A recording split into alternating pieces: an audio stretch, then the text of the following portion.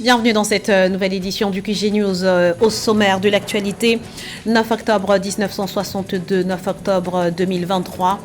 L'Ouganda a célébré ce lundi le 61e anniversaire de son accession à l'indépendance. À cette occasion, le président Museveni a dévoilé de nouveaux axes de développement. 24 candidatures enregistrées pour la présidentielle du 23 décembre en République démocratique du Congo. La CENI a désormais 15 jours pour publier la liste provisoire et l'envoyer à la Cour constitutionnelle. Et puis un monde prospère nécessite une Afrique prospère. Ce sont les mots de Kristalina Georgieva, directrice générale du Fonds monétaire international, qui milite pour un siège africain supplémentaire au conseil d'administration de l'institution. Mais tout d'abord, les Libériens face à leur destin. Près de 2,4 millions d'électeurs sont appelés aux urnes ce mardi 10 octobre 2023 pour des élections sénatoriales, législatives et surtout présidentielles. 20 candidats sont en lice, dont le président sortant George Weah qui brigue un second mandat. Parmi ses principaux challengers, l'ancien vice-président Joseph Boakai, mais aussi l'homme d'affaires Alexander Cummings. Les bureaux de vote ont ouvert à 8h heure locale sous la supervision de nombreux observateurs internationaux. Notons que ces élections sont les premières que le Libéria organise seul depuis le départ en 2018 des forces de maintien de la paix des Nations Unies. Le 9 octobre 1962, l'Ouganda se libérait du joug britannique afin d'acquérir son indépendance politique. 61 ans plus tard, l'heure est à la commémoration, à l'occasion également de faire le bilan du chemin parcouru et d'établir les perspectives des années à venir. À ce propos, le président Yoweri Museveni a dévoilé une feuille de route qui se décline en 8 points clés. Les détails avec Aïcha Moyouzam. Lors de son adresse à la nation le 9 octobre 2023, à l'occasion de la célébration du 61e anniversaire de l'indépendance de l'Ouganda, le président Yoweri Museveni a souligné 8 points clés qui, selon lui, sont essentiels à la transformation du pays. Il s'agit entre autres de l'unité, du rejet des politiques identitaires, la lutte contre la corruption, la sauvegarde de l'environnement, l'investissement dans des infrastructures solides, avec une priorité accordée à l'éducation, au développement des compétences et à la garantie d'une bonne gouvernance. Avec ce point clé, le succès est garanti. C'est sur cela que nous devrions travailler et ignorer le bruit de ceux qui laissent de côté ce qu'ils auraient dû faire et font ce qu'ils n'auraient pas dû faire, et il n'y a aucune vérité en eux. Les Ougandais ne devraient pas perdre de temps à s'inquiéter sur l'aide, les prêts. Nous n'avons pas besoin de la plupart de ces prêts. Nous travaillons avec plaisir avec tous les pays du monde qui respectent notre souveraineté. C'est ainsi que le système des Nations Unies doit fonctionner. Aucun pays ne devrait s'immiscer dans les affaires intérieures d'un autre pays. No country should interfere in the internal affairs of another country.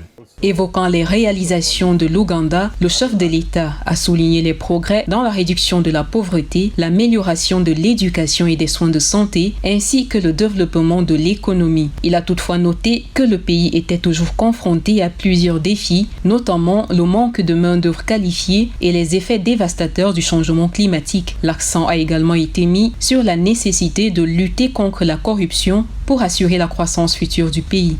Corruption takes the form of stealing government money meant for pro-people efforts. La corruption prend la forme du détournement de fonds destinés à des fonds en faveur du peuple, d'acceptation de pots de vin du public à la recherche de services et auprès des investisseurs. Les Ougandais et non-Ougandais qui souhaitent faire des affaires en Ouganda ne versent pas de pots de vin. Il faut signaler ce fléau à l'équipe anticorruption de la State House.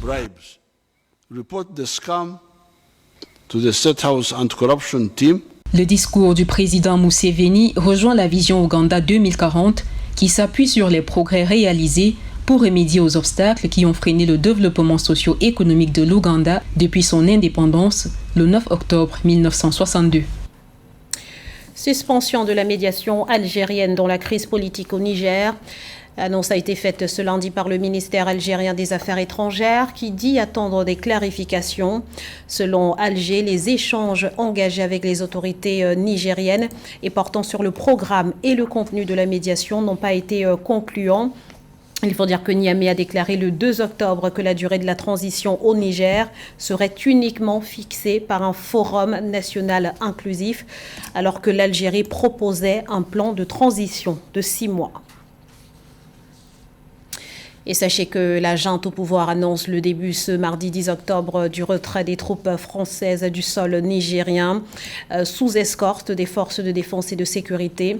Les populations sont appelées à adopter une attitude pacifique lors du passage des convois.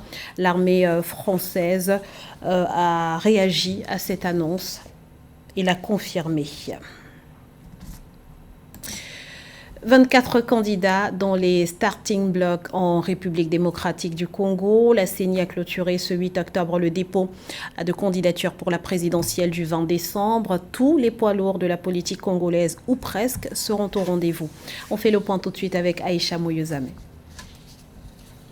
C'est devant une foule immense que le président de la République démocratique du Congo, Félix-Antoine Tshisekedi, a officiellement déposé sa candidature le 7 octobre 2023 à la Commission électorale nationale indépendante, la veille de la clôture de dépôt de candidature. Cette candidature intervient quelques jours après que les congrès de l'Union pour la démocratie et le progrès social et de l'Union sacrée de la nation l'aient désigné comme leur candidat unique. Le président Félix Tshisekedi devient ainsi le 16e candidat à se lancer dans la course à la magistrature suprême, porteur d'une nouvelle vision aux initiales du pays, renaissance, développement et crédibilité. Pourquoi renaissance? Parce que le Congo, la République démocratique du Congo, notre pays, était dans un gouffre, comme vous le savez, et aujourd'hui, nous sommes en train d'en sortir.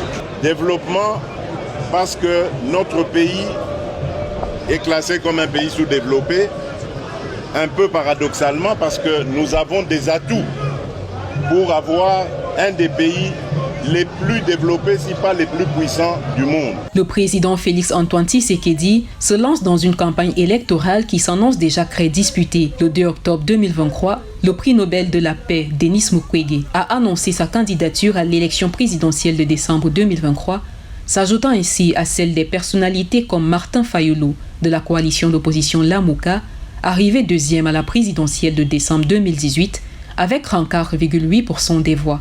Dans son discours, le chef de l'État a évoqué quelques avancées réalisées sous son mandat, tout en reconnaissant qu'il y avait encore des choses à améliorer pour le pays. Il a notamment cité la lutte contre la pauvreté, qui reste encore élevée, touchant 62% de la population, et la corruption. Selon l'indice de perception de la corruption de Transparency International de 2022, la République démocratique du Congo se classe 166e sur 180 pays recensés en 2022.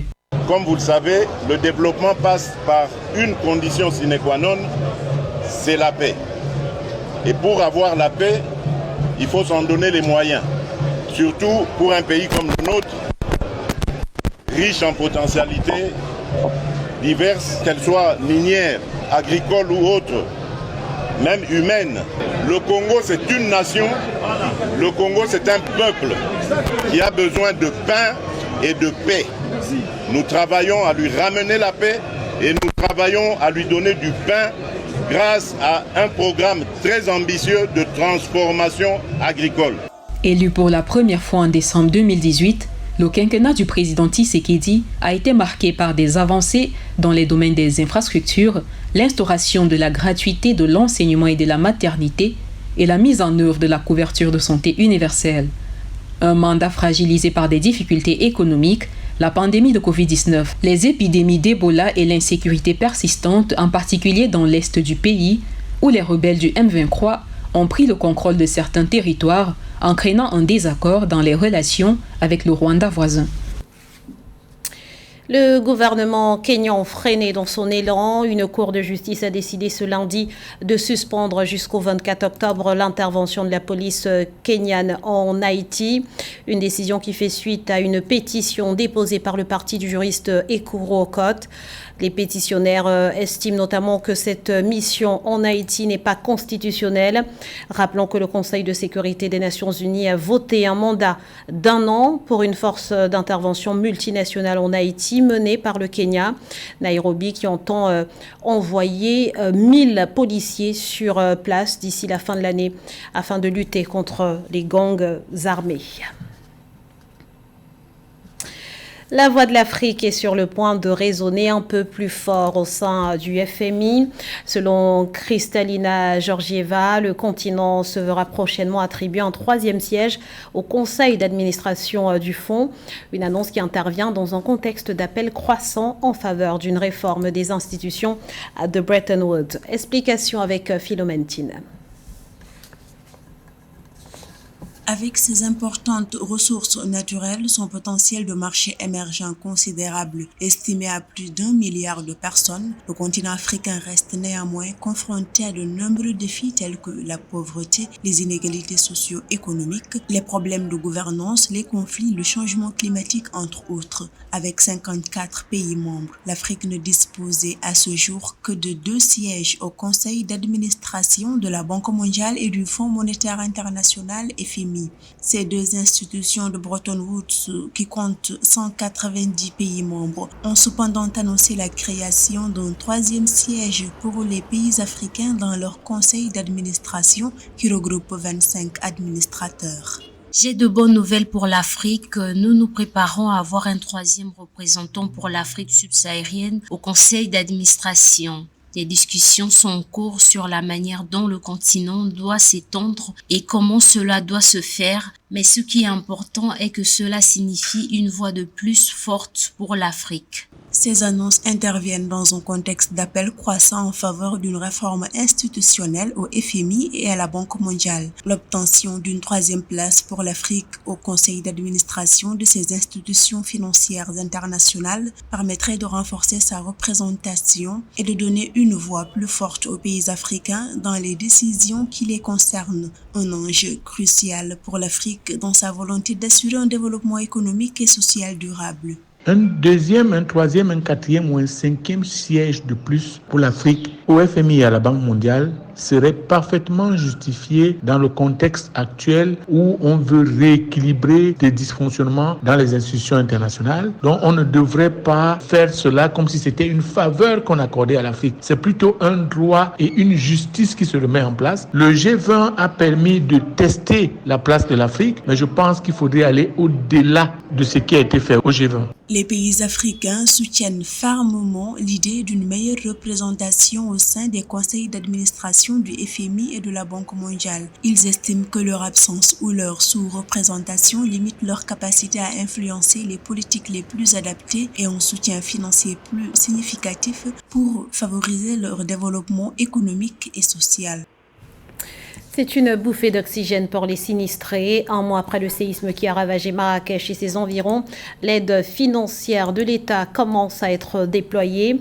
Sur instruction du roi Mohamed VI, ces derniers recevront une enveloppe de 2500 dirhams par mois et par famille sur une période d'1 an. Les détails avec Samantha Sabero-Saboubanga. Suite au séisme qui a frappé l'ouest du Maroc dans la nuit du 8 au 9 septembre, de nombreux habitants ont été victimes de dégâts matériels et ont perdu leur logement. Afin de soutenir les sinistrés, le gouvernement marocain a mis en place un programme d'aide financière. Dans le cadre de ce programme, les sinistrés ont commencé à recevoir, depuis le 6 octobre 2023, un versement mensuel de 2500 dirhams, soit environ $242. Cette aide vise à les aider à subvenir à leurs besoins essentiels et à se reconstruire après cette catastrophe. Les fonds alloués par le gouvernement chérifien aux populations sinistrées est un bon début. Cela montre qu'il y a une certaine organisation dans ce royaume. Le cabinet royal a déclaré le 14 septembre 2023 que les paiements iront à 50 000 ménages dans la région touchée. Environ 4,2 millions de personnes vivent à Marrakech et dans les 5 provinces les plus durement touchées par le séisme. Le montant de 2500 dirhams a été déterminé en fonction des évaluations des besoins des sinistrés et peut varier en fonction de la situation de chaque famille. Et puis que toutes les mesures sont en train d'être prises pour que personne ne soit laissé au bord de la route. Ça prendra du temps, comme tous les séismes à travers le monde, même dans les pays les plus développés. Mais le Maroc est en train de prouver au monde que c'est un pays organisé, méthodique et qui compte d'abord sur ses propres forces et sur ses propres ressources. Face à l'ampleur de la catastrophe, le gouvernement marocain fournit une aide temporaire au relogement et jusqu'à 140 000 dirhams, environ 13 600 $, pour reconstruire les maisons détruites. Il prévoit également de reconstruire environ 1000 écoles et 42 centres de santé. Il est essentiel que cette assistance se poursuive à long terme afin de permettre aux communautés touchées de se remettre pleinement de cette catastrophe naturelle, y compris la reconstruction des infrastructures endommagées et la mise en place de mesures préventives pour réduire les risques futurs. Dans la nuit du 8 au 9 septembre 2023, un tremblement de terre de magnitude 7 a frappé le Maroc, faisant près de 3000 morts et plus de 5600 blessés. Du 8 au 12 octobre 2023, le Cameroun, représenté par le club FAP, accueille la phase éliminatoire de la Basketball Africa League 2024. Pour la première journée, Espoir du Gabon s'est imposé face au Bangui Sporting Club sur le score de 73-69. De son côté, le FAP a remporté la rencontre qui l'opposait au Lamontin du Tchad, score final 61-12. Les temps forts avec Marie-Joëlle Mbalo.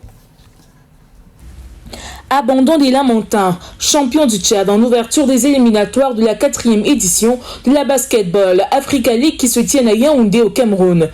À la surprise générale menée 61-12 par le club FAP, les Lamontins rentrés au vestiaire au bout du premier quart-temps n'en ressortiront plus. Constat fait de leur absence après une longue période, les officiels de la rencontre seront obligés de déclarer forfait et par ricochet accorder la victoire aux forces armées et police du Cameroun. Selon les règles de la Fédération internationale de basketball FIBA, un club se voit éliminé d'une compétition après 2 absences. Honnêtement, on fait plus adroit, plus agressif et mieux outillé sur ce match que ceux dans la bouteille, mieux reparti aussi. Bon, maintenant les Lamontines apparemment avec des absences. Il y avait 3 joueurs, 3 licenciés qui ont été bloqués, parmi lesquels leur capitaine, qui a eu un problème de libération internationale déjà par FIBA. Ce qui fait en sorte qu'ils se sont retrouvés amoindris. Avant le forfait précoce des Lamontins contre FAP le 8 octobre 2023, le Gabon, outsider de la compétition représenté par le club Espoir, s'est défait du Bangui Sporting Club sur le score de 73-69. Avec respectivement 20 et 21 points, Herman Bokoso Igowe et Léry Essono ont conduit Espoir Basket Club à la victoire. Dit des fois directement qu'ils sont favoris. C'est pas impossible parce que ils sont ceux qui savent comment faire pour arriver à la balle. Maintenant, il faut attendre les autres équipes parce que Bangui n'est pas si facile que ça. Encore moins Espoir, Foucault. Donc, on va attendre. Ce n'est que le premier match. Et parfois, en une telle compétition, les écarts sont trompeurs.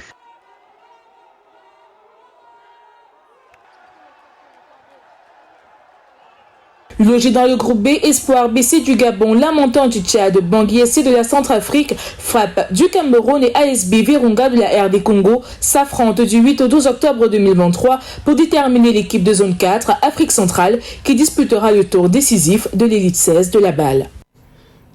C'était le journal de la rédaction. Merci pour votre fidélité. Restez sur Africa 24 dans quelques instants. Une nouvelle édition de l'information.